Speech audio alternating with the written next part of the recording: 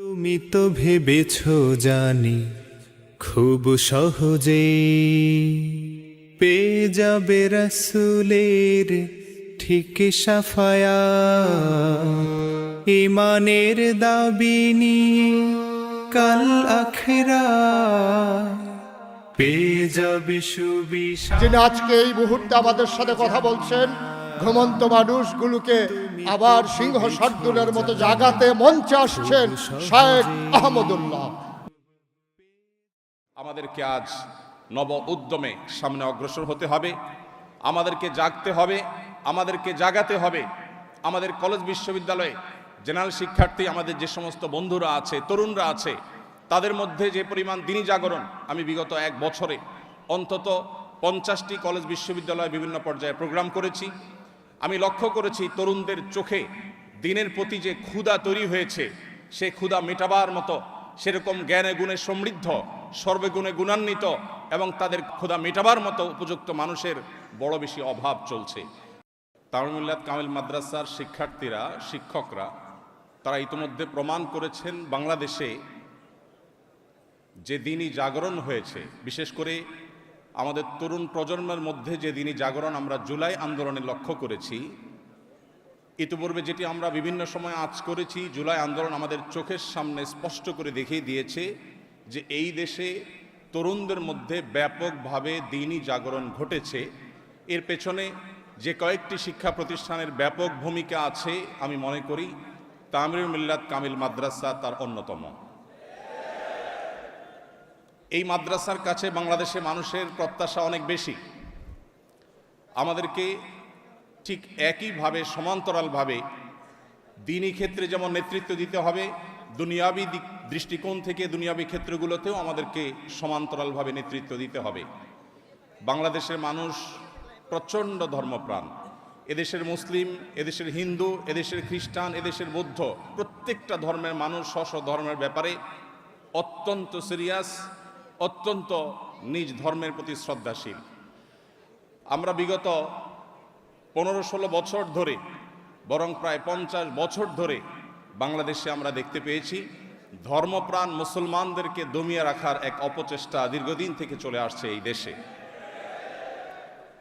আল্লাহ রাব্বুল আলামিন এই দিনকে এমনভাবে এটাকে সৃষ্টি করেছেন যে এই দিনের যত বেশি দমন করা হয়, পৃথিবীর ইতিহাসের বিভিন্ন সময় আমরা দেখেছি যখনই দমন করার চেষ্টা করা হয়েছে সেটা তত বেশি বিকশিত হয়েছে। জুলাই আন্দোলন আমাদেরকে দেখিয়ে দিয়েছে সেই দমন পীড়ন বিশেষ করে আমাদের সমাজের তরুণদের মধ্যে দ্বীনের প্রতি আগ্রহকে আরও বহুগুণ বাড়িয়ে দিয়েছে এবং তাদের মধ্যে যে দ্বীনি আগ্রহ, দ্বীনি চেতনা, এটা আজ সৃষ্টি হয়েছে। এটাকে পুঁজি করে এটাকে সঠিকভাবে কাজে লাগাবার সুযোগ আপনাদের হাতে এখন এসেছে। এখন সমাজের প্রত্যেকটা স্তরে নেতৃত্ব দেওয়া, প্রত্যেকটা স্তরে দিনকে অত্যন্ত সুন্দরভাবে উপস্থাপন করবার এই সুযোগ আমাদের সামনে এসেছে। এই সুযোগকে কোনোভাবে হাতছাড়া করা যাবে না। সময়ত উপস্থিতি, আস-সুন্নাহ ফাউন্ডেশনের মাধ্যমে আমরা চেষ্টা করছি কিছু জনসেবামূলক কাজ করবার, আমরা চেষ্টা করছি বেকারদের বেকারত্ব দূর করবার। আমি মনে করি তামিরুল মিল্লাতের এলামনাইদের মধ্যে এমন বহু লোক আছেন যারা এক একজন যদি দাঁড়িয়ে যান দেশের এক একটি সেক্টরে তারা আইকনিক ব্যক্তিত্বে পরিণত হতে পারবেন ইনশাআল্লাহ। আমি বিশ্বাস করি দেশের বহু সেক্টর আছে যে সেক্টরগুলোতে আজ মানুষ নতুন দিনের স্বপ্ন দেখে, মানুষ নতুন কিছুকে ওয়েলকাম করার জন্য অপেক্ষা করছে। চাতক পাখির মতো মানুষের মধ্যে আজ যে চাহিদা তৈরি হয়েছে সেটা পূরণ করবার জন্য পর্যাপ্ত সেরকম জ্ঞানে গুণে বুদ্ধিতে বিভিন্ন দিক থেকে সমৃদ্ধ মানুষের আজ বড় অভাব। আজ তামিরুল মিল্লাতের এই এলামনাইদের মধ্য থেকে যোগ্য ব্যক্তিত্ব যারা আছেন, বিশ্বজুড়ে যারা ছড়িয়ে আছেন, তারা বাংলাদেশকে নিয়ে ভাববার সুযোগ এখন সবচেয়ে বেশি। আমি আশা করব সেই ভাবনার জগতে আপনারা অবশ্যই বিচরণ করবেন এবং বাংলাদেশকে আপনারা পথ দেখাবেন এবং আলিয়া মাদ্রাসার জগতে শত সহস্র মাদ্রাসাগুলো যে পিছিয়ে আছে তামিরুল মিল্লাত আবারও যদি নেতৃত্ব দেয় এবং এই জাতীয় আরও যে প্রতিষ্ঠানগুলো আছে তারা যদি আবারও নেতৃত্ব দেয় তাহলে আবারও আমাদের সে হারানো ঐতিহ্যকে পুনরুদ্ধার করা সম্ভব হবে ইনশাআল্লাহ। সময়ত উপস্থিতি, আমাদেরকে আজ নব উদ্যমে সামনে অগ্রসর হতে হবে, আমাদেরকে জাগতে হবে, আমাদেরকে জাগাতে হবে। আমাদের কলেজ বিশ্ববিদ্যালয়ে জেনারেল শিক্ষার্থী আমাদের যে সমস্ত বন্ধুরা আছে, তরুণরা আছে, তাদের মধ্যে যে পরিমাণ দিনী জাগরণ, আমি বিগত এক বছরে অন্তত 50টি কলেজ বিশ্ববিদ্যালয়ে বিভিন্ন পর্যায়ে প্রোগ্রাম করেছি। আমি লক্ষ্য করেছি তরুণদের চোখে দিনের প্রতি যে ক্ষুধা তৈরি হয়েছে, সে ক্ষুধা মেটাবার মতো সেরকম জ্ঞানে গুণে সমৃদ্ধ, সর্বগুণে গুণান্বিত এবং তাদের ক্ষুধা মেটাবার মতো উপযুক্ত মানুষের বড় বেশি অভাব চলছে। এই কাহতর রিজাল বা মানুষের যোগ্য মানুষের যে অভাব চলছে, এই অভাব মোচনে আমি মনে করি আপনারা অগ্রণী ভূমিকা পালন করতে পারেন। আল্লাহ রাব্বুল আলামিনের কাছে কায়মনবাক্যে দোয়া করি, আল্লাহ তাআলা তাওয়ার মিল্লাতকে এবং বাংলাদেশে অন্য সমস্ত দ্বীনি শিক্ষা প্রতিষ্ঠানগুলোকে শুধু বাংলাদেশ নয়, গোটা বিশ্বের জন্য মডেল প্রতিষ্ঠান হিসেবে কবুল এবং মঞ্জুর করুন। সময়ত উপস্থিতি, আমি আবারও বলি, এখানে আমার বন্ধুবান্ধবের অনেকেই আছেন যারা এক সময় তাওয়ার মিল্লাতে পড়েছেন। আমি সেই তথ্য অনেক পরে জানতে পেরেছি এবং অবাক হয়েছি যে যেখানে আমি সফল মানুষ দেখি, তাদের উল্লেখযোগ্য সংখ্যক মানুষ দেখি, তাদের গোড়া তাওয়ার মিল্লাতে প্রথিত। তারা এখানে বেড়ে উঠেছেন, এই ক্যাম্পাস থেকে তারা গড়ে উঠেছেন।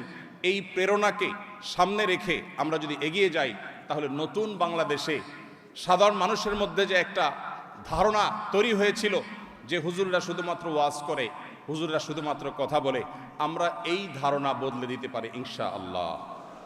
আপনারা 2024-এর বন্যায় দেখেছেন সরকারি বেসরকারিভাবে যত উদ্যোগ নেওয়া হয়েছে, শুধু আসুন্নাহ ফাউন্ডেশন এককভাবে 164 কোটি টাকা ত্রাণ কার্যক্রম পরিচালনা করেছে। আপনারা দেখেছেন আমরা এক সময় অনুদান গ্রহণ করা বন্ধ করে দিয়েছি এবং কোথায় 2024-এর বন্যা, এখন 2026 আসতে চলেছে, অথচ এখনও 2024-এর বন্যার কার্যক্রম 5-7টি জেলাতে আমাদের পুরো দমে চলছে। 1500 ঘর নির্মাণ কাজ প্রায় শেষের দিকে, আরও 1500 ঘর নির্মাণ কাজ আমরা নতুন করে শুরু করেছি। সেবা খাতে আসুন্নাহ ফাউন্ডেশন যেরকম একটি নতুন উদাহরণ তৈরি করতে পেরেছে, আমি বিশ্বাস করি এখানে যারা উপবিষ্ট আছেন অথবা যারা আজকে এখানে আসতে পারেননি, এরকম অনেকেই আছেন। আপনারা যদি দাঁড়িয়ে যান, তাহলে এই দেশে বিদেশি এজেন্ডার ধ্বজাধারীরা যারা বিভিন্নভাবে আমাদের তরুণদেরকে, আমাদেরকে কিশোরদেরকে, আমাদের আগামী প্রজন্মকে বিভিন্ন বিষয় তারা চাপিয়ে দিতে চায়, আরোপ করতে চায়, তাদের সে সমস্ত ষড়যন্ত্রকে মোকাবেলা করতে হলে আমাদেরকে সামাজিক হতে হবে, সামাজিক কর্মকাণ্ডে নেতৃত্ব দিতে হবে, সমাজের প্রত্যেকটা স্তরে আমাদেরকে এগিয়ে যেতে হবে, উদাহরণ স্থাপন করতে হবে, দৃষ্টান্ত তৈরি করতে হবে। এবং আমরা যে এই সমাজের একেবারে গোড়ার মানুষ, অন্যরা অনেকে হয়তো পালিয়ে কেউ ভারতে যাবে, কেউ আমেরিকায় যাবে, কেউ পশ্চিমে যাবে, কাউকে হয়তো সৌদি আরব ওয়েলকাম করবে, আমাদেরকে পৃথিবীর কোনো দেশ এমনকি সৌদি আরব ওয়েলকাম করবে না।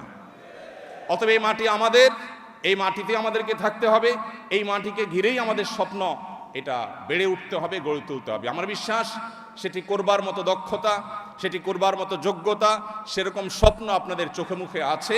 প্রয়োজন শুধুমাত্র এগিয়ে যাওয়ার, প্রয়োজন শুধুমাত্র কাজ করবার। আমি দোয়া করি অন্তরের অন্তঃস্থল থেকে আল্লাহ রাব্বুল আলামিন এই তাওয়ার মিল্লাত, এই প্রতিষ্ঠানকে বাংলাদেশের মানুষ নয়, শুধু বিশ্ব মুসলিমদের বিবেক জাগ্রত করবার কাজে আল্লাহ তাআলা এই প্রতিষ্ঠানকে কবুল এবং মঞ্জুর করুন এবং এই প্রতিষ্ঠান থেকে বেড়ে উঠুক শত শত সৈয়দ কামাল উদ্দিন জাফরের মতো মানুষ, শত শত উস্তাদ জয়নুল আবদিনের মতো মানুষ, শত শত অন্যান্য ওলামা ইকরামের মতো মানুষ।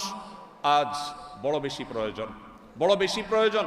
চতুর্দিকে যে পরিমাণ চাহিদা, যে পরিমাণ ক্ষুধা, এটি মেটাবার মতো উপযুক্ত মানুষের আজ বড় অভাব।